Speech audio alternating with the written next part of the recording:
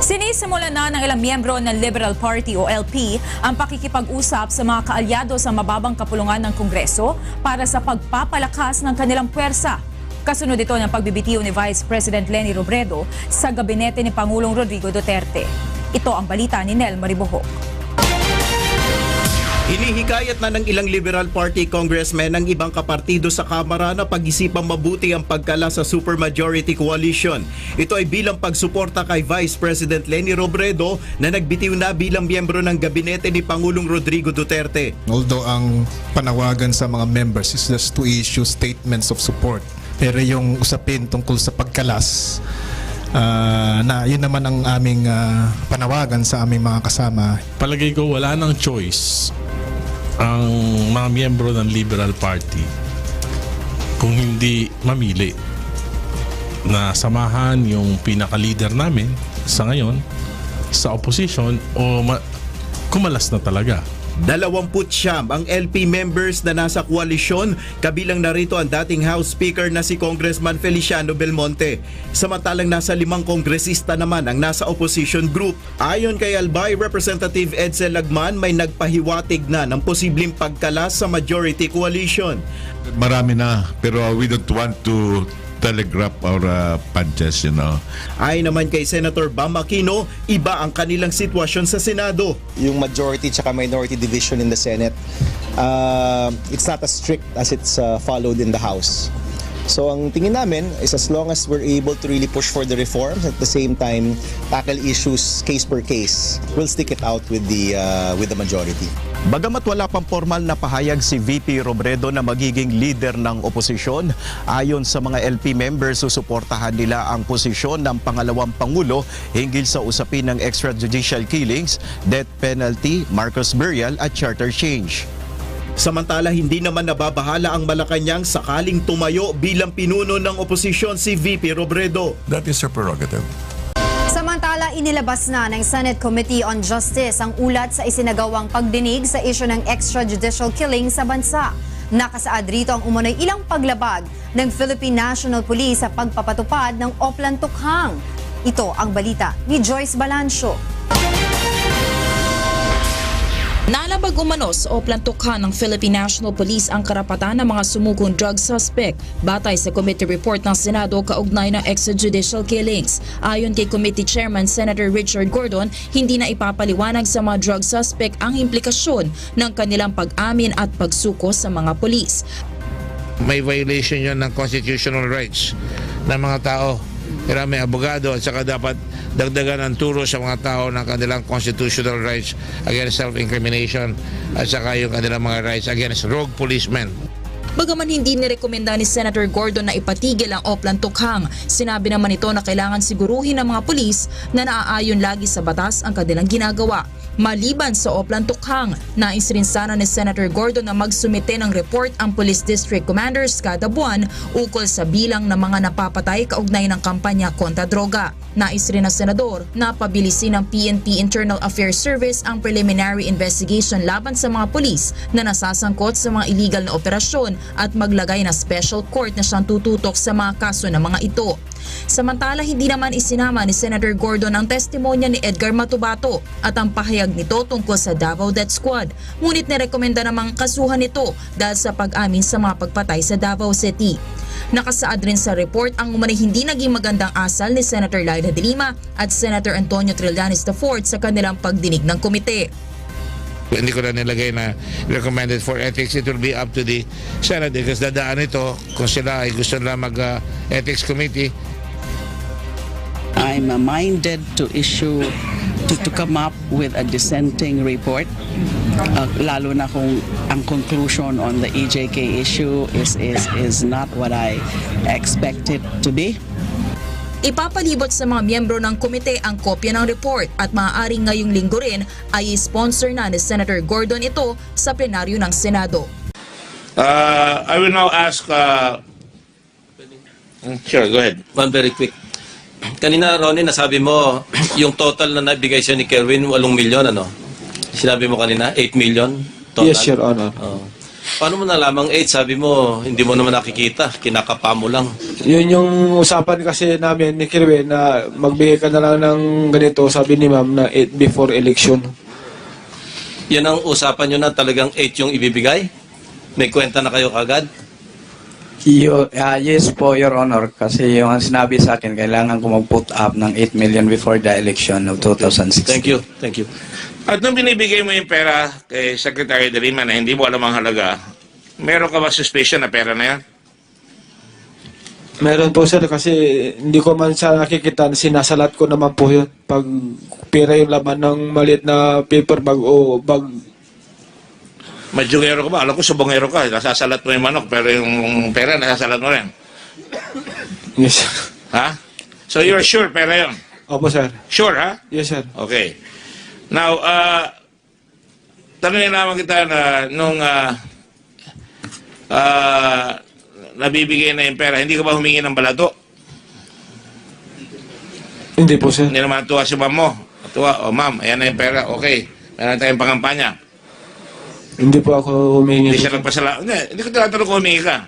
Hindi mo nakita yung kanyang hugis ng kanyang mukha na natutuwa. O buti pa itong driver bodyguard ko, naasahan ko, nakakakuha ng pera. Natuwa siya. Humingiti naman lang po siya sir. Humingiti lang naman po siya. Ngumingiti. Anong klaseng ngiti? Parang ngiting ano lang naman po. May ngiting aso, may ngiting masaya. Ngiting masaya naman po sir. Ngiting masaya. Okay, alright. Thank you. So that means, konfirmado ka na bibigay ng pera at nawala yung ko. Sandali ha. Babalikan kita dyan mamaya. Ronnie, nagpunta kayo sa Baguio. Right? Yes sir. So hindi totoo, hindi ka dumating sa Baguio. Yes sir. Ano sir? Kanina kasi, may nagsasabi rito, dapat hindi ka paniwalaan. Hindi namin paniwalaan si Kerwin. Pero dumating ka sa Baguio para sama si Kerwin para kay Secretary De Lima. Tama? Dumating po ako sir. At sabi mo, hindi mo matandaan yung hotel. Pero natuloy. Nagpalitrato pa kayo. Tama? Sila lang sir, hindi ako kasama sa litrato. Nakita mo yung litrato? Yes sir. Nakita mo. Tama naman yung litrato? Opo sir. Tama ang suot at damit? Opo. Sa mga kapatid, mapapatunayan na andun talaga on that day, November 19, 2015, na andun kayo. Yes sir. Ayan, 2015 ha? 14 po yung alam ko sir eh. 14 ang alam mo. Okay, dadaan-daan ka, di kita hinuhuli. Kasi meron akong litrato rito na nakarecord sa Facebook. Ang nakalagay dito, ang sulat ay, tandaan mo, si Senator Pacquiao, tinatanong ka, siga ka ba? Tinatanong ka kung nagsasabi ka ng totoo at nagpapakontem sa sayo. Ingatan mo yung sasabihin mo ha. Nakalagay dito, November 19, tingnan mo ako, huwag mong tingnan si Senator Lacson, mas maganda lalaki ako dyan. Alright. November 19, 2015, sa Facebook, sinasabi ng isang nangangalan, Janela Belleza. At sinasabi niya na ito, parehong damit namin, parehong damit ni Senator De Lima on that day sa Burnham Park. Gusto mo makita, lalapit ko sa'yo. Pwede mo pakita na lang ito sa kanya? Damit niya. At saka itong litrato. Meron ba? Ayan pala. Ayan. Kerwin, ito ba yung litrato rin nyo? Sa baba? Yes. Anong yes? Yan sa baba, Yes, sa baba. parang naantok ka. Nagkapi. Yes, Your Honor. Sa baba. Sa baba. Si Kerwin nasa kaliwa, nasa kanan dito. Yung girlfriend mo nandito. Girlfriend mo ba yan? Yes po, Your Honor. Asawa. Ano? Asawa. Baka, asawa ko yan. Asawa mo. Kasal kayo? Biyudo na po ako, Your Honor. Hindi pa po kami kasal, pero magpapakasal kami pag may pagkakataon. So, hindi pa kayo kasal? Hindi pa. Magpapasakal. So, partner mo?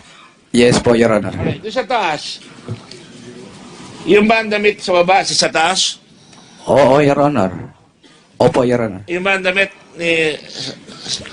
Yes, Your Honor. Sa mga tweet, 2015 itong Facebook account na nangyari na andun kayo, may nagpalitratong iba, yun rin, ang damit. Yes, Your Honor. Gusto mo ilapit kasi ito? Opo, opo. Para sigurado tayo. Page.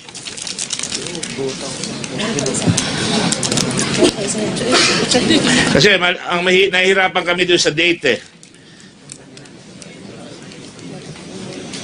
Sinasabi mo 2014, sinasabi nung kabila 2015, baka na magkakamali ka.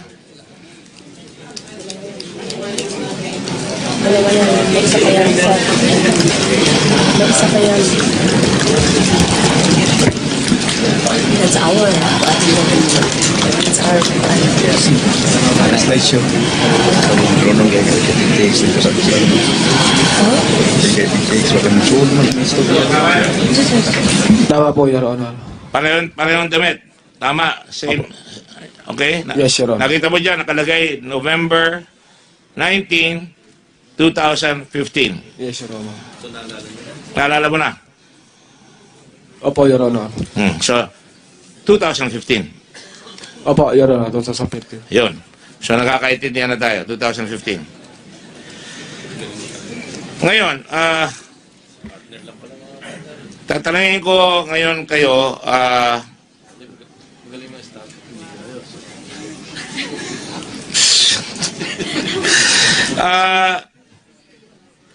babalik ako na mamaya, pumunta ako muna si Kerwin. Kerwin, hindi ako naniniwala sa iyo eh. Baka pati ko, pa-contempt ko. Opo, Your Honor. Sabi nga ng totoo rito, wala akong pinapaligan dito ha. Opo, Your Honor. Nahiya rin ako sa mga kasama ko, lalo na kay Secretary De Lima, but I have to ask these questions. Opo, Your Honor. Ayoko yung nangyari doon sa lower house na medyo naging pinagpiestahan at hindi naman siguro talaga matiis dahil siyempre marami sila doon nagmamadali. I'm not casting judgment upon my colleagues there. But let me just say this to you. Sabi mo kanina si Spinido, tinawagan ka, okay? Sabi ko sa iyo, ang sabi mo sa amin ng araw, papatayin ka niya, pero napaliwanag mo, kuno. Papaliwalaan ko yon. Ang tanong ko sa iyo ngayon ay, sinabi mo rin dito na ang tatay mo